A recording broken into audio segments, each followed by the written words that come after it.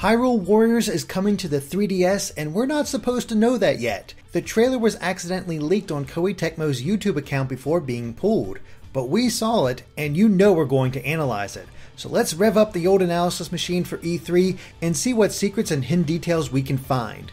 One of the more fundamental changes to the gameplay is the ability for players to switch between characters on the fly simply by tapping their icon on the bottom screen.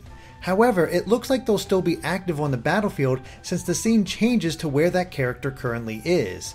Like the Wii U game, all characters will have health bars beneath their portraits, but now players can actively help the characters in trouble by just becoming that character. It'll also help in quickly getting to specific points on the map during the more hectic stages. But we wonder if players will be limited to just certain playable characters depending on the stage, or if every player on the battlefield can be chosen, effectively creating your perfect team. It might be a mix of both, with the limitations mainly reserved for the story campaign. At the very least, there looks to be enough room on the bottom screen for up to 6 characters. The bigger question is whether this change will help in leveling all the characters at once, greatly speeding up the leveling process. Not only this, but it could make collecting the gold skulltulas and heart container chests much easier since you would have access to multiple characters. It certainly seems like it could work that way. The graphical style itself has a cel-shaded appearance, and there definitely seems to be far less enemies on screen, but that's an unsurprising limitation of it being on the 3DS. But it might be the only limitation graphically, at least that we can see so far, since the Hyrule field map is exactly the same. The biggest additions, though, are the 2 new playable characters, Tetra and the King of Red Lions. We see Tetra first, showing off either her victory animation or battle introduction. If it's the latter, then it's possible that a brand new adventure map will be part of the 3DS port, likely based on Wind Waker's map. These new missions would then have you challenge both her and the King of Red Lions. There's also a slight addition to her character design in the form of a flintlock pistol. It's not exactly based on anything, but it fits her pirate motif. We then see one of her combos, which consist of 2 slashes with her sword that actually stay on the enemies before blasting them with her pistol. The pistol might even be the focus of her strong attacks since it actually sends her flying backwards, but she's so agile that she lands on her feet. Meanwhile, we see the King of Red Lion's special attack. He leaps into the air as water rushes below him before transforming into his boat form and slamming into enemies. Simple enough, but what's interesting is the sail. We can see it spinning in the air before attaching itself to the boat, and when the attack finishes, it pops back off. This could mean that the sail will be the King of Red Lion's main weapon.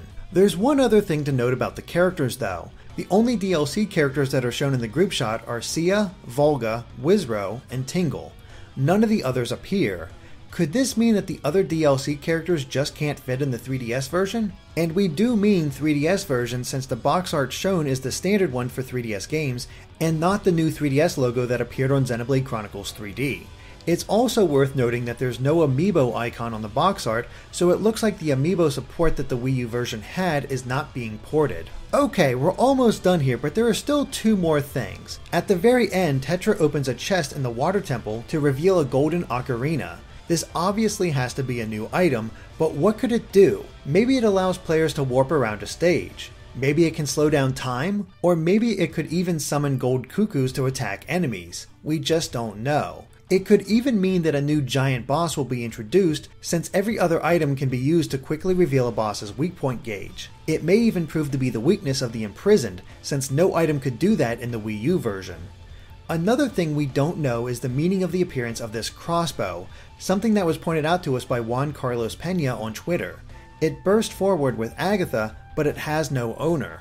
This could be a reference to the female Link that was shown in the Hyrule Warriors art book. Her personality was described as little sister-like, but she was not Link's sister. Could it be possible that she'll actually be playable in the 3DS game, or will the crossbow simply be a new weapon for Link? It's certainly exciting to think about. Hyrule Warriors 3DS is looking to be an exciting port. While it likely won't have everything that the Wii U version had to offer, it'll be great for those on the go or those who couldn't experience it the first time. And there seems to be enough changes that some die-hard fans of the game could even want to double dip. Of course, let us know if we missed anything in the comments. If you like this video, be sure to like us on Facebook or follow us on Twitter at GameXplain to keep up with everything we do. Thanks for watching, and make sure to stay tuned to GameXplain for more on Hyrule Warriors, even more E3 coverage, and other things gaming.